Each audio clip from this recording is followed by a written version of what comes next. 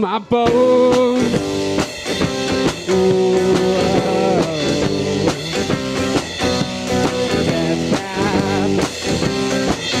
How could I be fooled by you? Breathing, breathing, breathing like you. Top man, with that pen, I'm sorting your mind. 'Cause I don't really know and I don't really care, and I know pretty sure that this is always just a lie. Ooh, how you dig me right through my bones.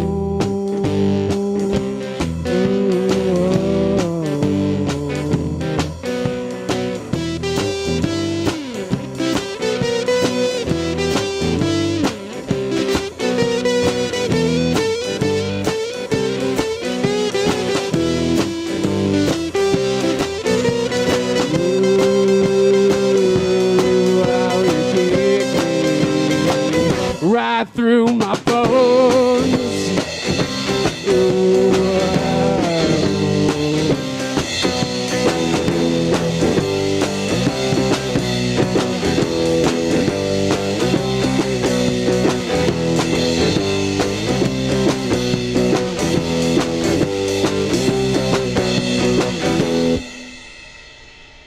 All right, good morning and welcome to Nightly News This Morning. Hello, welcome. I'm your host, Cousin Matt.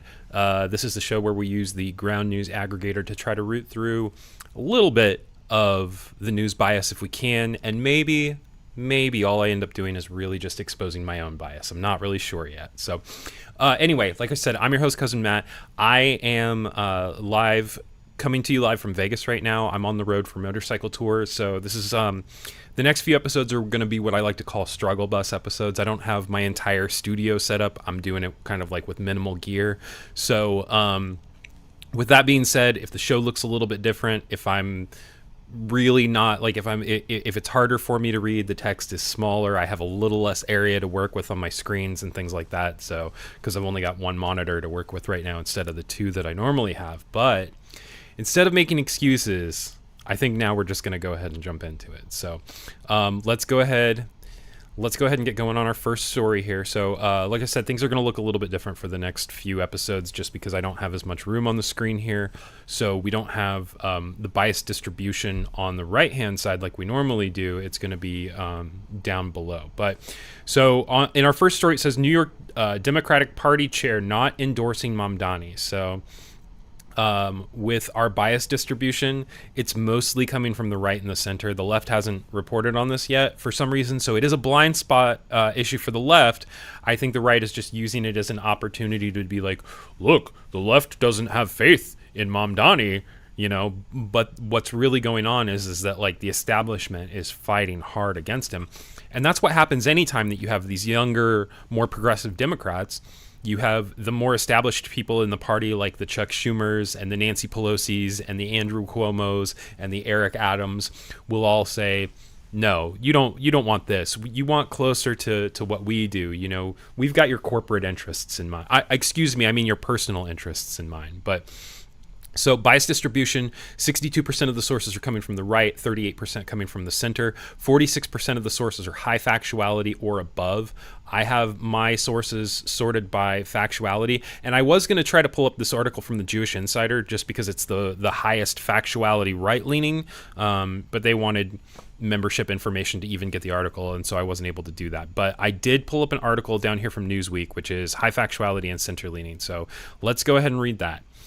New York State Democratic Chairman Jay Jacobs says he will not endorse New York State Assemblyman and Democratic nominee for mayor Zohran Mamdani in a statement on Thursday.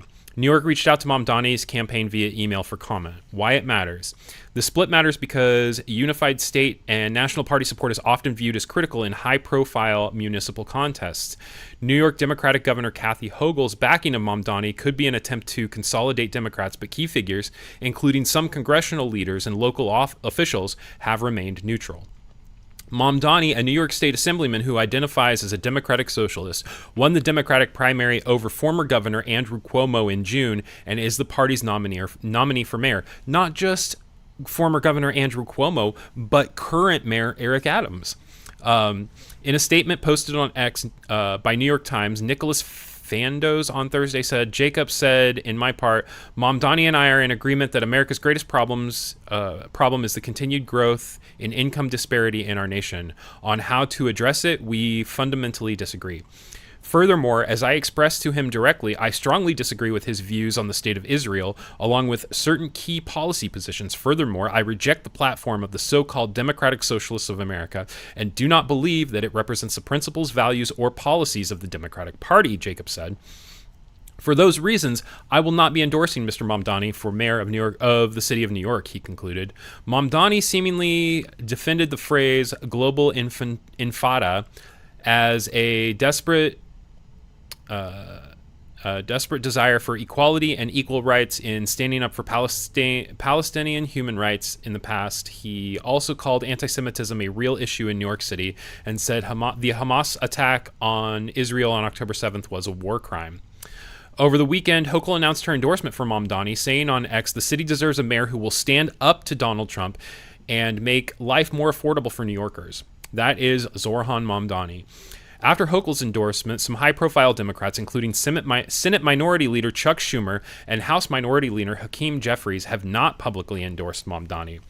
Weird that Chuck Schumer, a New York City Jewish man, isn't endorsing a Muslim man for mayor. But anyway, President Donald Trump criticized Hochul's endorsement in public comments and social postings, framing it as problematic for the city and suggesting federal scrutiny of funding. Oh my God. What people are saying. Trump on Truth Social this week. Governor Kathy Hochul of New York has endorsed the little communist Zohran Mamdani running for mayor in New York. This is a rather shocking development and a very bad one for New York City. How can such a thing happen? Washington will be watching this situation very closely. No reason to be sending good money after bad. President DJT. Independent Senator Bernie Sanders of Vermont on X this month. The oligarchs are panicking. This will send as much as it. They will spend as much as it takes to defeat Zohran Mamdani. They've got the money. We've got the people. Together, let's elect Zohran and stop billionaires from buying elections. What happens next? With the general election scheduled for November 4th, 2025, Democrats' decision to coalesce or remain fragmented could affect turnout, fundraising, and messaging. Observers say endorsement from prominent leaders often translates into practical campaign support, but Mamdani's polling lead in recent surveys complicates the calculus for hesitant officials. Okay, so that's what's going on with Zohran Mamdani. How are you, Tubes? How's everybody doing this morning? You got any big plans this weekend? I'm going on a motorcycle ride. I don't know if you know this or not. Apparently I talk about that too much, so anyway, let's just keep trucking along here. So, jumping into the next story here, foreign disinformation campaigns exploit Charlie Kirk's assassination. And if we look at our bias distribution, more center-leaning than anything. You've got 19% of the stories are coming from the left, 14% are coming from the right, with 67% of the bias distribution coming from the center here. We've got 91% of our sources are factual, high factuality or above. Excuse me. My story is from NPR, which is third down on the factuality lists. Leans left, very high factuality rating. So let's get into the story here from NPR. The assassination of Charlie Kirk has been divisive online, and some officials believe foreign governments are trying to make things worse. We have bots from Russia, China, and all over the world that are trying to instill misinformation and encourage violence, warned Utah Governor Spencer Cox in a press conference following the shooting last week. You know, it's kind of interesting, like, Charlie Kirk, who was kind of an obscure political dude. I mean, like, yeah, he had some pull and stuff, but, like, the reaction online to his death really seems blown out of proportion. And if we've got misinformation bots from China and Russia, that might be a very good reason why. But But experts who monitor foreign disinformation campaigns say the picture is more nuanced. While it's true that foreign paid influencers are discussing the shooting and state-run media outlets are spinning events to fit their narratives, there's not much evidence those messages are reaching Americans, said Darren Linville, co-director of the Media Forensics Hub at Clemson University. Oh my gosh. Come on, NPR. Foreign actors put their own spin on Kirk's assassination. After Kirk was shot last week, Linville went online to check in on the feeds of foreign paid influencers. Those influencers are absolutely talking about Kirk's assassination, he said. People like Che Bowes, an Irish journalist who works for Russia's state-run RT news service. In a 6-minute video posted to X, Bowles rambled on about Kirk's death while taking shots at British media and the Israeli government, two foes of Russian leadership. But in the week since it was posted, Bowes' video has gotten a fairly unimpressive 46,000 views. By contrast, a single video posted the same day by conservative influencer Benny Johnson got more than 780,000 views. Linville said that at least one Russian network of automated bots failed to gain traction online despite posting incendiary false claims about the shooting. He said that that's because foreign influence campaigns can't often move the needle much on big stories. When a single conversation takes up all the oxygen in the room and everyone on social media is talking about it, the foreign influence can't really break through, he said. But even if they're not making headway, state-run influence campaigns are still talking about Kirk's death, added Mackenzie Sadgi, an editor at NewsGuard, a media and misinformation watchdog. She said state-controlled media in Russia, China, and Iran have mentioned Kirk's assassination more than 6,000 times online. Each government gives the story its own spin, she said. In Russian state media, a lot of the coverage we've seen is blaming Ukraine for the assassination, she said. Iran is pointing the finger at its enemy, Israel, and Chinese media is using the Kirk story to sort of mock the U.S. as being unstable and out of control and divided. In a post on X, China's Ministry of Foreign Affairs said China condemns all unlawful and violent acts and denied it was spreading disinformation. Sadeghi says the messages spread in state media are designed for audiences at home. It's unlikely that many in the U.S. are reading what's written about Kirk or on Iranian or Chinese websites. The U.S. is less equipped than ever to spot malicious actors online. Even as they downplayed the risk for foreign disinformation for this particular event, many researchers warned that the U.S. is less equipped than ever to spot malicious actors online. Groups tracking foreign influence at the State Department, FBI, Department of Homeland Security, and the Office of the Director of National Intelligence have all been disbanded since President Trump took office in January, according to Bert Schaefer, a senior fellow at the Alliance for Securing Democracy at the German Marshall Fund of the U.S. There's been a systematic dismantling of every part of the U.S. government that was tasked with countering foreign malign influence, Schaefer said. Darrell Linville agreed. The defunding of this work leaves us on the back foot, he warned. So, there we go. All right. It is a day that ends in Y, so I am drinking my Juneberry Red Bull, not a sponsor tubes. It wouldn't be an episode of Nightly News this morning if I wasn't. So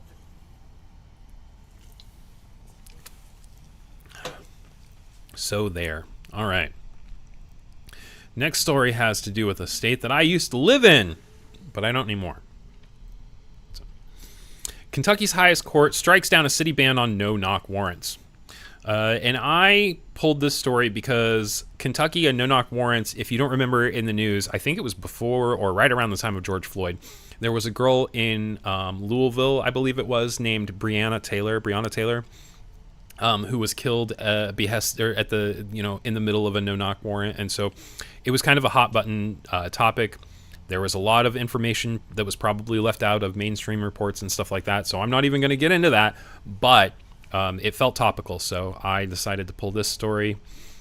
55% of the distribution is coming from the center, with 35% coming from the left and hardly any coming from the right. It's not showing me what the percentage is here, but it says 100% of the sources are high factuality, so that's good. And then I have a story pulled up from the Associated Press. It looks like it's third down on the factuality list, does lean left with a very high factuality rating. So we'll go ahead and get into this story from the Associated Press.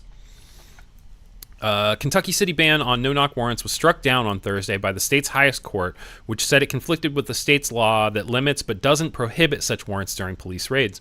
The Kentucky Supreme Court against the Ordinance of Lexington raised questions about another local ban on no-knock warrants enacted in Louisville following Breonna Taylor's death. No-knock warrants permit officers to serve warrants without knocking or announcing themselves and are typically used in drug raids, so contraband can't be hidden. Taylor was shot by Louisville police officers who burst into her home in March 2020 using a drug warrant. Using a drug warrant.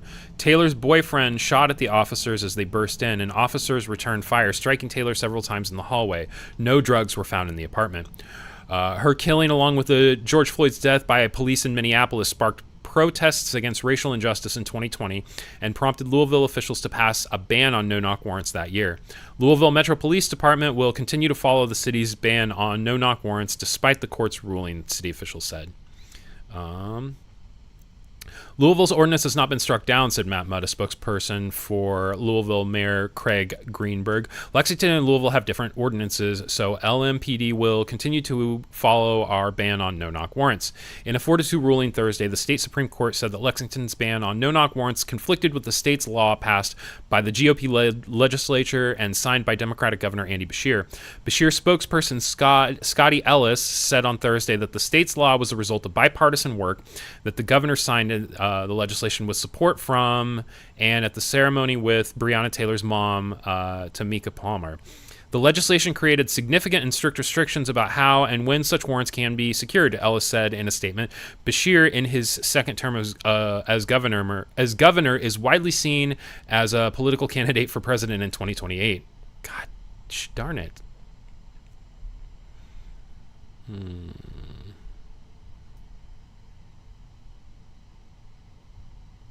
Under the state's law, no-knock warrants are limited to cases with clear and concise evidence that a person in a residence has committed or is suspected of a violent crime. It also prohibits such warrants from being served between 10 p.m. and 6 a.m., except in certain circumstances. Louisville officers burst into Taylor's apartment after midnight. Meanwhile, the Lexington ordinance prohibited its police from ever seeking a no-knock warrant. Deputy Chief Justice Robert B. Conley said on Thursday in writing for the Supreme Court's majority.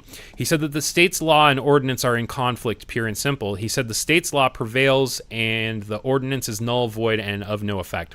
The General Assembly, through this legislation, has made a policy decision that while no-knock warrants should be sparsely used and generally reserved for violent and dangerous persons, they should not be forbidden, Conley wrote.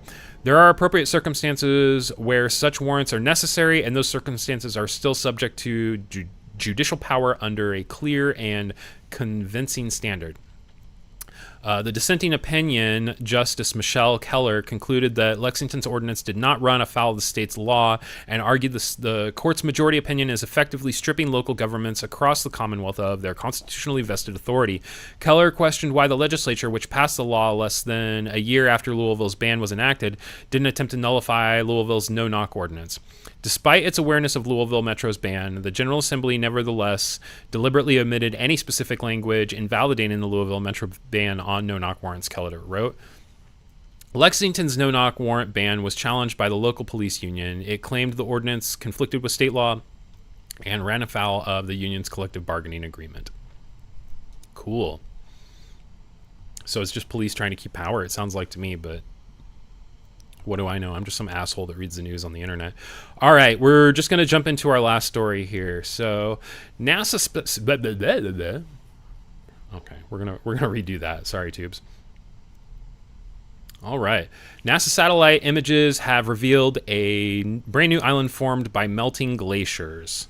So bias distribution is right down the center. 62% the reporting is coming from the center, 24% from the left, 14% coming from the right, with 98% of the sources being high factuality or above. So this story has to do with climate change, which is another subject that we talk about pretty regularly on this show. So let's just go ahead. Here is a picture of the glacier that's melted and revealed this little tiny island here. Isn't that cool? Oh.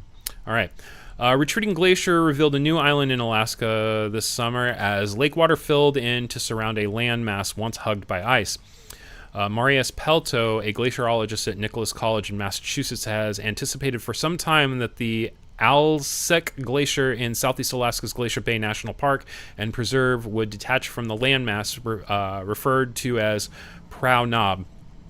As the glacier has retreated, it has eroded a basin now filled by Alsek Lake, which is fed by the nearby Alsek River, glacier melt, and icebergs, he said. Pelto, for years, has used satellite imagery as part of his work chronicling changes in glaciers, and he has been checking images of the area at least once a month as he watches for the separation to occur, he said. It appears to have happened sometime between July and early August. Glacier Bay has more than 1,000 glaciers, according to the park. While many glaciers in Alaska are retreating, not many new islands the size are revealed by their retreat, Pelto said. Prow Knob is roughly 2 square miles, and its highest point is just over 1,000 feet, he said. Imagery from the early 1980s shared by NASA Earth Observatory shows the Alsek Glacier largely surrounding Prow Knob, with Alsek Lake on one side. The glacier at that time shared a connection with the Grand Plateau Glacier, the images show. Over time, the lake has expanded and the glaciers have retreated. Alsek Lake is one of the 3 lakes next to the glaciers in the region that has seen marked growth since the 1980s. So that's it for that story. It was not super long, but definitely not a good thing. So anyway, I forgot to go through like all the bias distribution and shit on that, but like I said, this is a struggle bus episode, so I have got like 30 minutes maybe before I'm supposed to be loading the van for tour. So I'm gonna go ahead and call it. I appreciate everybody that's here. I'm gonna try to get this cut up and put out as individual episodes. I'm a little bit behind on that too, so I think I've got one episode that came out today, and then when I get to the hotel tonight, we'll get the rest ready to go. So anyway, I appreciate you guys being here. That's it for Nightly News this morning for this week. We'll be back on Tuesday. If you have any topics that you'd like to see the coverage from both sides, drop it in the comments, and then just try to put a little positivity in the world if you can. So thanks everybody. Take care. We'll see you later. Have a good one.